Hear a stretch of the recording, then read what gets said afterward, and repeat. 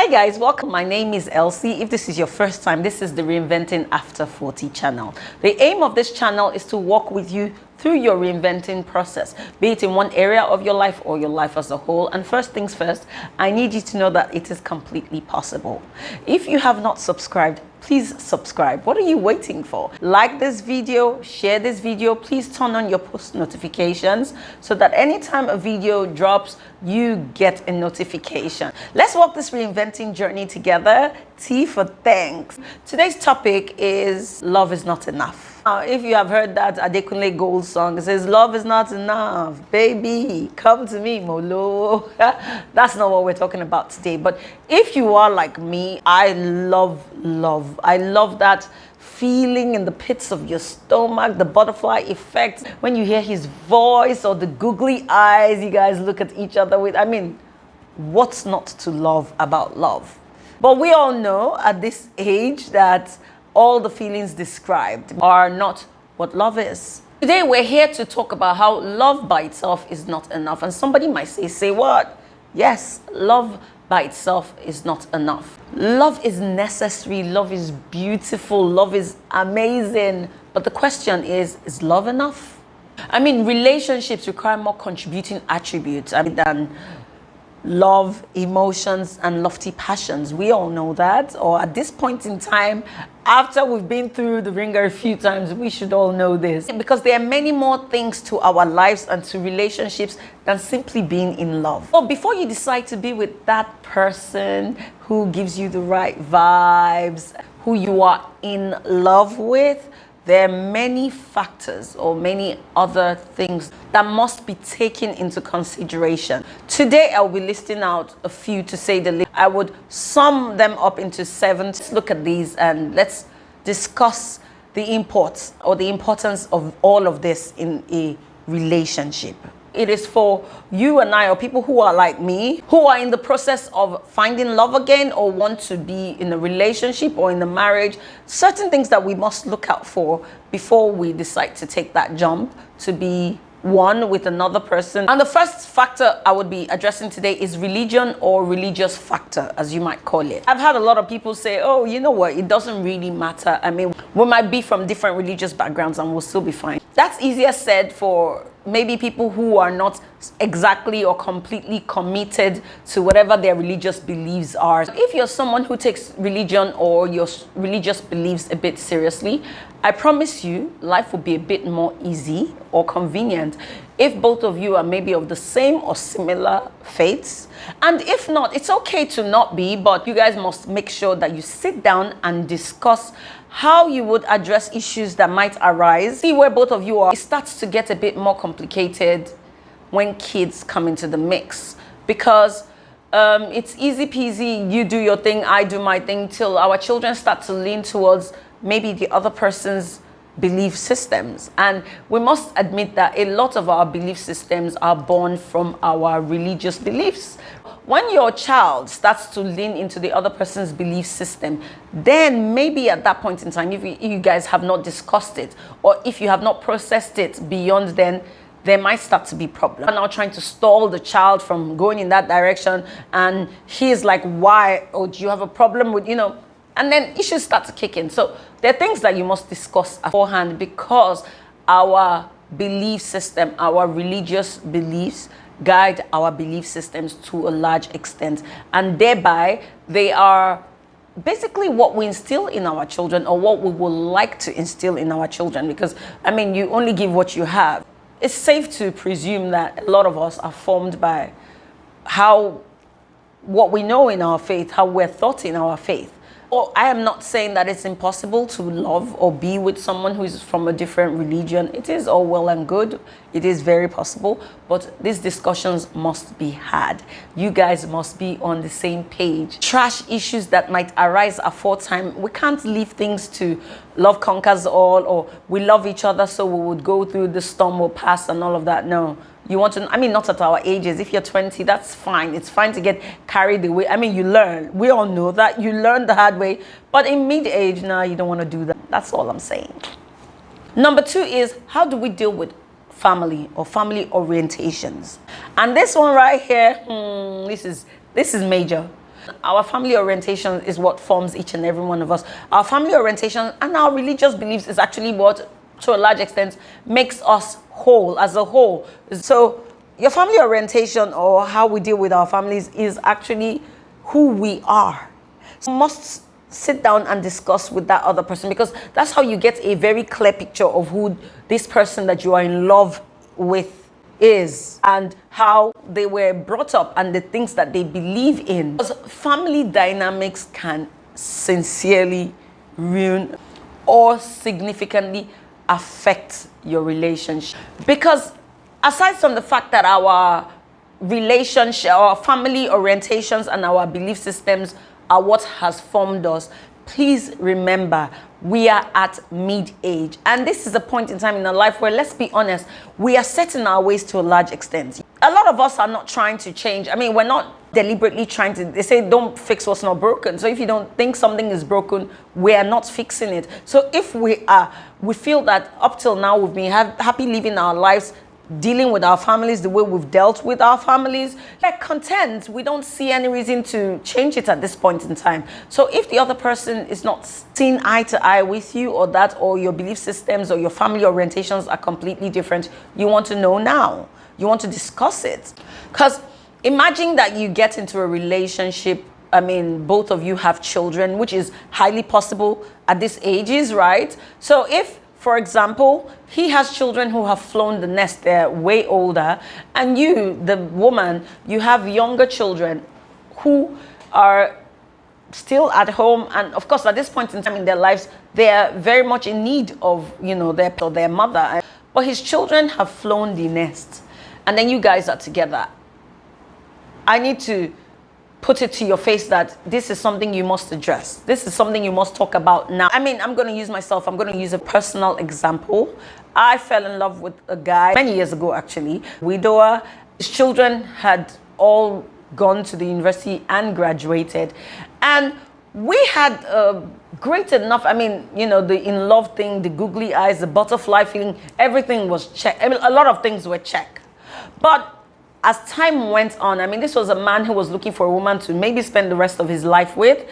His children were no longer at home, so he wanted a relationship where it's just, you know, you and I. So I found with time that whilst he was crazy about me or in love with me, he wasn't necessarily crazy about the fact that I had younger children. It almost started to come across like a bother to him, and I put an end to the relationship, howbeit very painful, because it was a great relationship, but it was heading nowhere. It was not about to be dealing with youngster children. He was not about to be putting himself through what he felt he had left behind. And, you know, these are all our personal. It doesn't mean that someone who maybe has his own kids or her own children have flown the nest cannot be at a point where they're accepting of your children and maybe even involved with your children. But that's why you need to discuss it. You guys must always be on the same wavelength with these issues. We still catch up, and every time we catch up, I'm like, oh, you know, he's like, oh, you ran away. We make jokes about it, but we both knew by the time we were ending, we both knew that that was a major thing that none of us could wrap up. I mean, there was no way I was not going to. We've seen scenarios where because a woman falls in love and maybe the man is not as accepting of her children, she goes and dumps her children with her parents. It just usually ends in a very, very sad story, you know, because maybe that relationship doesn't last. Then now your children are feeling, oh, you chose a man over me. Just too complicated, just too much drama. But this is always maybe because they didn't have these discussions, or when they had discussions, they made their choices. Whatever it is, after the discussions, your choices are still going to be made, but there will be informed decisions. There will be choices that you can look back on and say, okay, I made these choices, and stand up to whatever, you know, the aftermath of your choices are. So yeah, it's important for why you must discuss family orientations, talk about your family and how you would handle family, because this family topic is all encompassing. It's a make or break. And another thing is even how we deal with our immediate families, or, you know, how you deal with your siblings, your parents. Let's be honest, to a large extent, a lot of us are happy to rinse and repeat what our parents did. Yeah, a little tweak here and there, a little changes. But if you didn't have a nasty experience growing up, and I mean, you think you're wholesome, you think you're cool, You grew up okay, you're happy to repeat that same cycle, repeat the same process. This is not an issue that anyone should tell you you're overflogging it. No, it's very important. It should be flogged and flogged till you're happy with the decisions that you both come to, or not. And if you're not happy, well, that's a good time to be friends and just know that it can't progress beyond that, because these things are going to come and bite you in the backside. You know, if you're not careful or you don't do your due diligence, it just saves you potential heartbreak. Because for me, yeah, with that issue or that scenario I painted, I was heartbroken. But better to be heartbroken than my children being heartbroken, or all of us being heartbroken, or the relationship with my children being affected because of a man that might not or might not still have been with me 5 years later, you know. So yeah, this topic is major, it's important. We should make sure that it's is a factor that we sit down and talk about. And the third factor today is finances. This covers bills, credits, debts. Is a huge topic. Some will say it's my favorite topic. My ex-husband will probably say it's my favorite topic.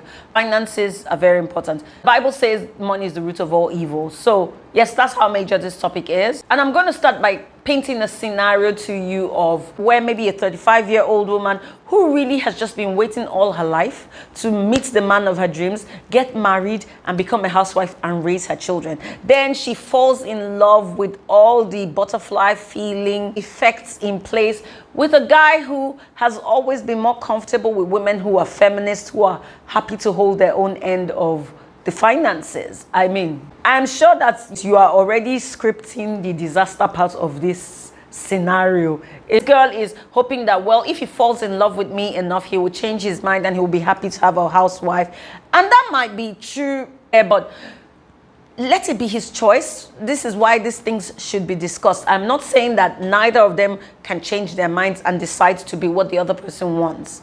But let's all put our cards on the table, because if that's not done, you can see how this is going to end. Or a scenario where a woman who is spendthrifty, and I use a woman because it's usually women who are very spendthrifty. She falls in love with a frugal, budgety kind of guy. I mean, this is every time we're in the same space, our bodies just yearn for each other kind of love.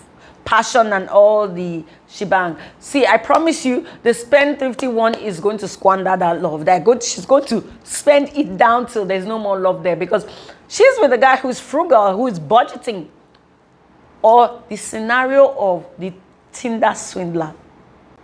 I mean, I don't know, you guys have seen that movie. Who would imagine that a woman would borrow a guy 250K? That is not her money. I mean, she went to borrow the 250K. Then let's now add the fact that she met this guy on a dating app. Please, God in heaven knows that I cannot do it. But, you know, before we start to roll our eyes, we need to remember that the movie Tinder Swindler is based on real life. It happened to real people like you and me.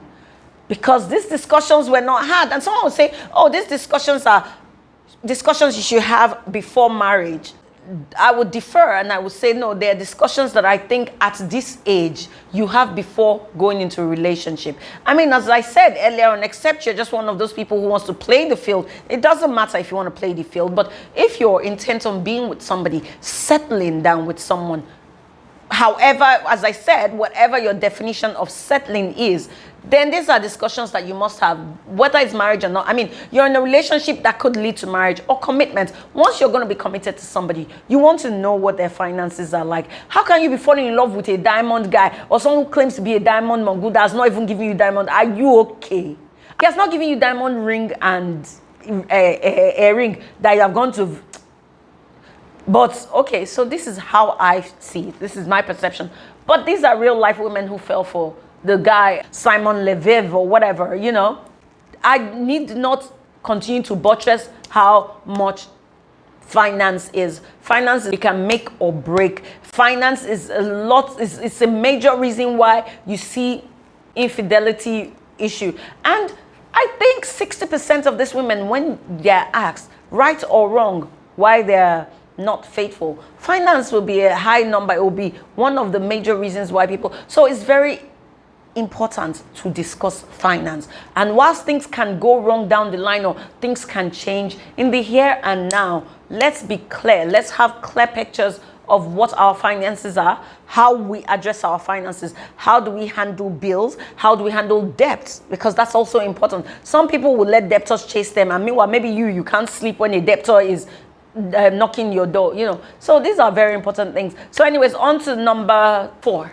Number 4 is sexual expectations. Now, don't get shy on me. This is not the time to feign shyness and we can talk about, this is where that song comes to play. Let's talk about sex, baby. Yes, let's talk about our sexual expectations. It's key, so we can't get uncomfortable with it. Let's say that at this age, at this point in time in your life, you are still a virgin. So you can't have waited all this time to get into a relationship and you are not getting sexually fulfilled, or get into a marriage and then you do not get sexual fulfilled. I mean, why? After all the time you have waited, you now enter something and you'll be like foiled? No, Jose, you're not going to do that. So you're going to talk about your sexual expectations. And one might ask, so if I'm a virgin, what do I know about? At 30, 40, you have seen movies, you have seen them kiss, if you are in your 30s, your 40s, your 50s, and you are still a virgin. I'm rolling my eyes because we're not plenty, but okay. You've been in situations where you know what makes your body move. So yes, you have waited. You should discuss it so you do not start to wonder, is this what this hype? Okay, it's something you want to discuss. So that's for the virgins.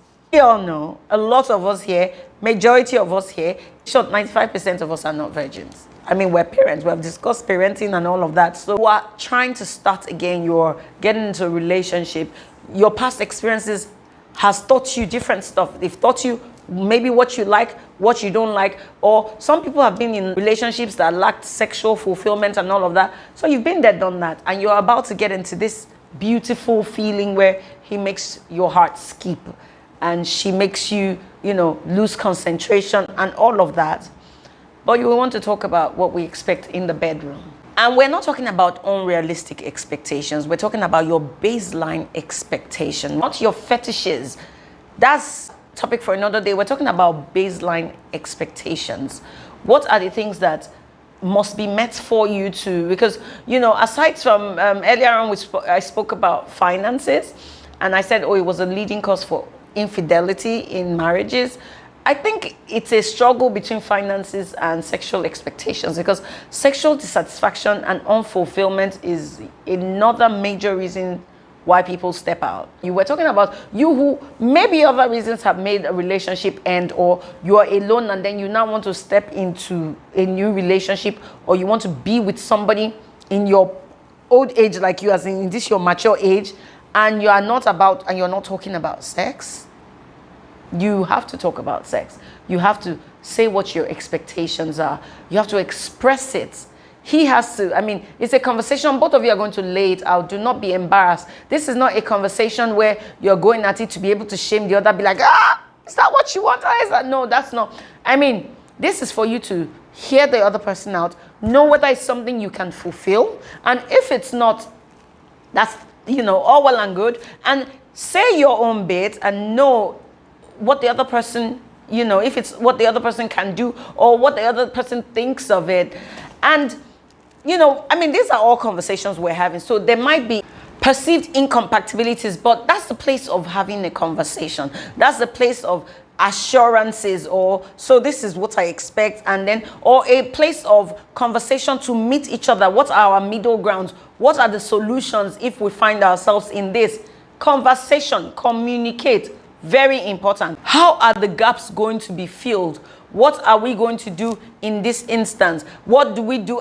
Sexual compatibility covers even fertility. Say he wants children, or, someone asked me the other day, so if you meet a man that you want to be with, he's never had children, would you be willing to have children? So, and I know you want to know what I answered.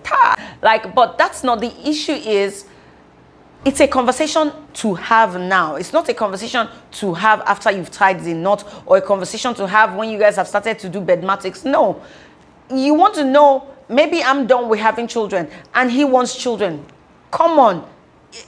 talk about it. Who is going to cave in now? Not trying to convince the other person. There's some things that we turn to prayer topics that God did not send us to discuss it. And you must be strong enough to be able to walk away or just leave it at good friends if you're incompatible sexually. As I said, this conversation is not to judge another person. It's to know whether you are compatible, whether you can give what the other person expects, or whether the person can fulfill what your own expectations are. You want to know what your limits are. You want to know whether you can do it, whether you can live with whatever the person is, whether you can fulfill that desire, whether you can live with being denied what it is that you want and he's saying, I can't do it. This all comes to fore when you have the conversation, and then you make informed decision knowing if it's something that, you know, you're happy to do or happy to live with or happy to be. Yeah, so that's one thing that we must discuss: sexual expectations. I like that topic.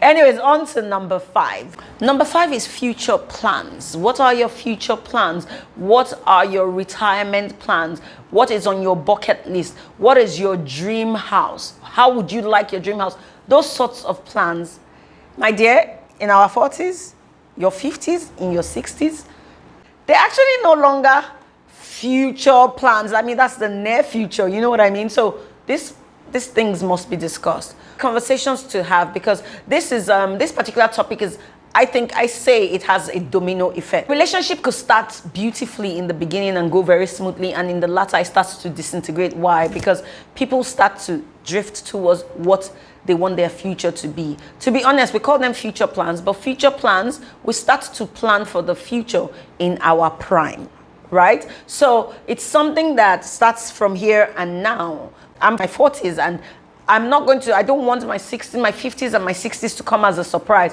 So I'm planning to, how do I want to look when I'm 50? The plans of how I want to look when I'm 50, I have to start to put that into action now. If I don't start to exercise, if I'm not eating right, I'm not going to have that body that I want when I'm 50 or 60. It's the same thing with if you want to live in Las Vegas when you are 50 or you are 60. There's certain things that we have to start to do now for whatever it is we want our future to be. So for your future plans, the plan starts now. It's a conversation you must have with the person that you want to be with, that person that gives you butterflies, and when you just hear his voice, your heart melts. It's all well and good, but when he starts to make his own plans for retirement, are you still going to have the butterfly effect? If it's someone, I mean, especially in Africa, you hear a lot of people who have lived abroad and lived in the city, and they tell you, oh, when I retire, I want to move back to my village. I don't know if they're still doing in this generation, but in our parents' generation, they would have lived all their life in the city, and they want to retire to their village, or what you call a country home, and that's fantastic. But if you are living or you are with someone who is a city girl or a cosmopolitan man and you want to take him to the village, is it going to work? It could work. Has he agreed that? Let him think about it. Let the responsibility be on him or on her to decide to walk that journey with you or walk that path with you. But yeah, it's a conversation that you start to have today. You start to have now, because if your future plans don't align, everyone starts to drift into his or her own world of what they want life to be in their sunset, you know. So we start to drift. At 50 or 55, they're no longer together. It's usually because there was no alignment. And let me tell you the thing about future plans.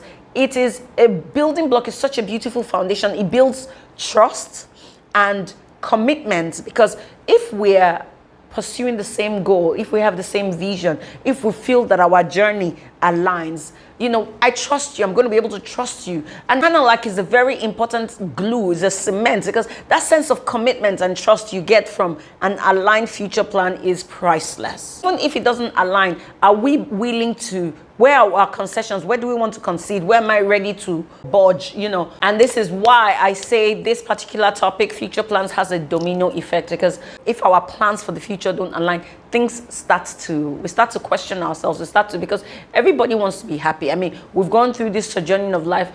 In your old age, you want to be able to look back and you want to chill. You want to be happy. You want in a good place. And a good place is where you want to be, not where another person wants you to be. So yeah, this is why that's very critical. And on to number 6. Number 6 is partner expectations.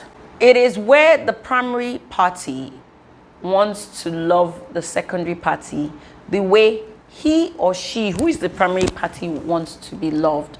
That's a no. And I use the phrasing primary and secondary for lack of a better word. I couldn't, off the top of my head, nothing better comes to mind, but please do not dwell on that.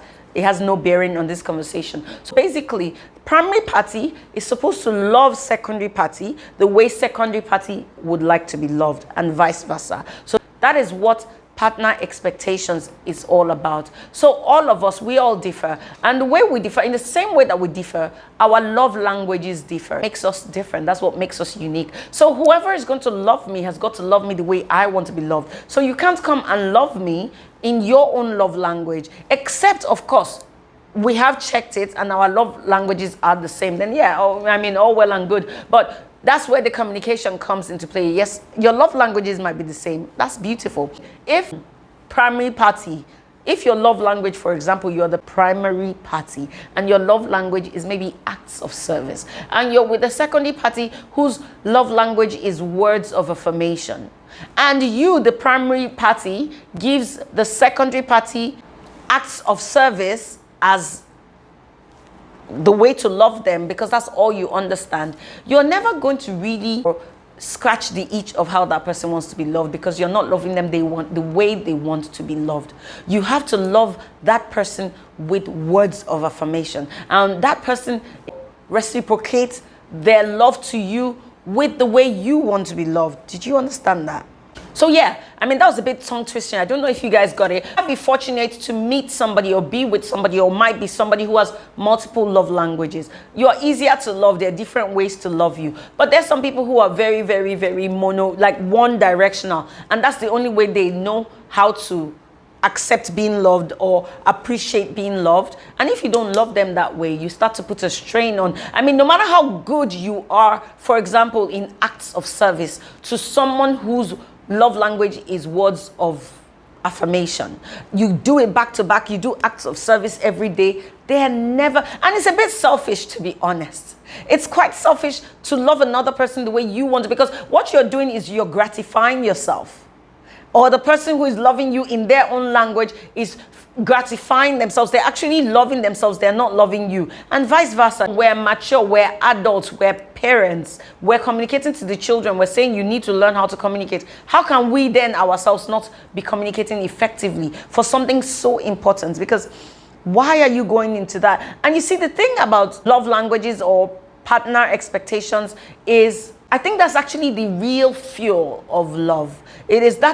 It's this particular factor that feels those butterfly feelings and those googly eyes, because every time somebody does that thing that you like, the way you want to be loved, it rejuvenates that feeling of love. It makes your heart flutter all over again. So this is actually the fuel for love. So we need to learn to love that other person the way they want to be loved, and they need to love us the way we want to be loved. I, for example, if I start to date you, I will give you a lot of gifts because that's how I understand. And for someone who loves words of affirmations, they will compliment you. They will tell you. So study the other person, study what they're doing, and mirror what they're doing. Sometimes that works, but why can't we just talk about it? Why can't we, whilst we're talking about it, we can be doing it, and it just makes it easier. It makes it a relationship born from maturity and coming from adults. Let's make some things easier. Why are we making it hard? Why are we trying to get him to figure it out? And nobody is a magician. Nobody's trying. It's too much work, please. So if you want to be loved in a certain way, you say, oh, this is how I would like to be loved. If you like to be touched, oh, can you just hold me to sleep? Stuff like that. Communicate. But it's very important because, as I said, this is the fuel to all that feeling that we like. For me, who says I love love, if you don't love me, if you don't understand the way I need to be loved, it starts to fizzle out. Those feelings just start to go to sleep. So how do you wake them up? By loving that person the way they would like to be loved. And this takes us on to number 7. What is number 7? Number 7 is childhood traumas. Now, this is a very sensitive one. This is not often discussed, unfortunately. And it creates a lot of problems. It creates a lot of subtle problems and misunderstanding or misconceptions. And I strongly think that it is something that at this age, going into a relationship, if childhood traumas still have a bearing on some of your actions, it should be discussed with the person that you want to go into a relationship with, or the other it's fair, let's put it like this, it's fair for you to be plain or to be transparent enough to discuss the childhood traumas, only because of maybe the effects that it has on you. Researchers have said that childhood trauma, whether it be physical, emotional, sexual abuse, or accident-wise, can raise distress in adult relationships. People who experience childhood abuse or traumas can be vulnerable, and thereby it creates a bit of emotional instability and can be a link to unhealthy relationships.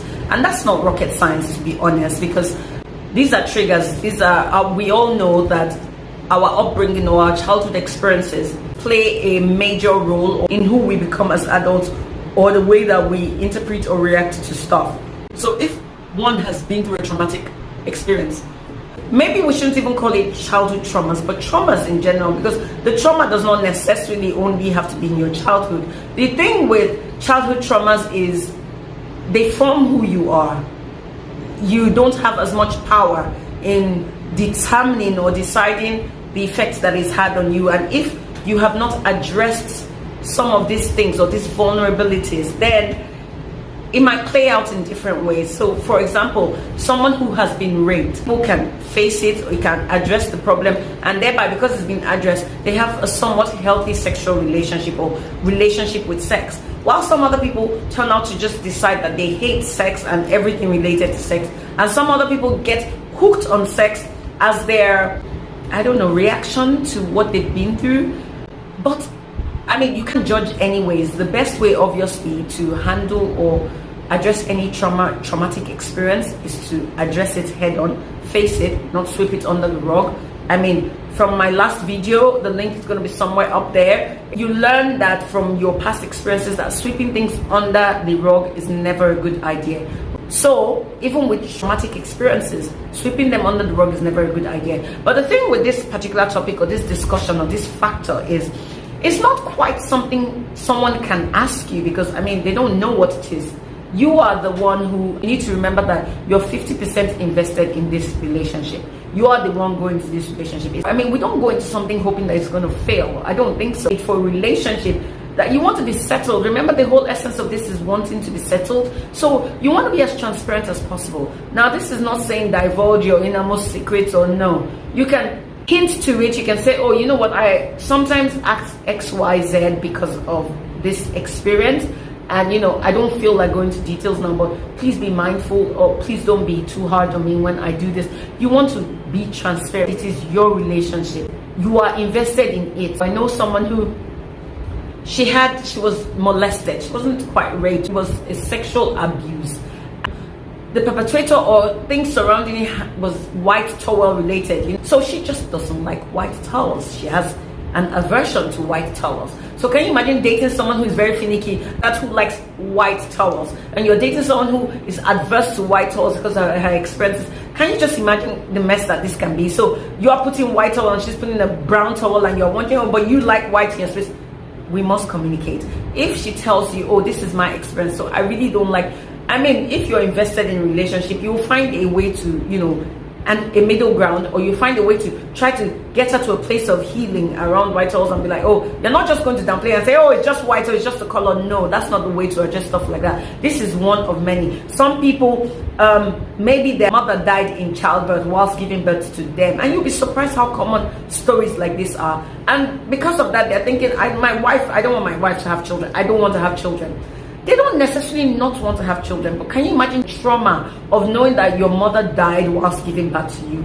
You are going to be scarred if it hasn't been addressed. That person could very well be saying they don't want to have children, or you know, just be somehow about, and then you want to have children and it's a fresh relationship and they're just adamant and you don't know why. You don't even know what you're dealing with. That's the power that childhood traumas can have in relationships. So a relationship that would otherwise be healthy and wholesome, it's almost as if not discussing these things is self-sabotaging. At some point in time, you have to be vulnerable with your partner. So yes, this is a topic that people do not discuss, but I'm sorry, we are going to have to discuss childhood traumas. If there is something in your past that has happened to you that affects your thinking or your mannerism or your behavior, the ones that you know about. Some people even have childhood trauma effects or aftermaths that they don't know about. So please be vulnerable, and try to just be open with your partner. And I know that even though I said 7 factors aside from love that affect relationships, there are many more. Would you be kind enough to leave them in the comment section? Let's talk about other factors that affect relationships and how we can be a bit more progressive in making sure that our relationship work and that we keep the butterfly effect of feeling going strong by just building on our relationship, being transparent and communicating about things that matter. Anyways, that brings us to the end of today's topic. If you have not already subscribed, but why? That's not you showing me love. Show love. Please like this video, turn on your post notifications, share this video. It helps the community grow. Until next time, I remain your reinventing body, Elsie.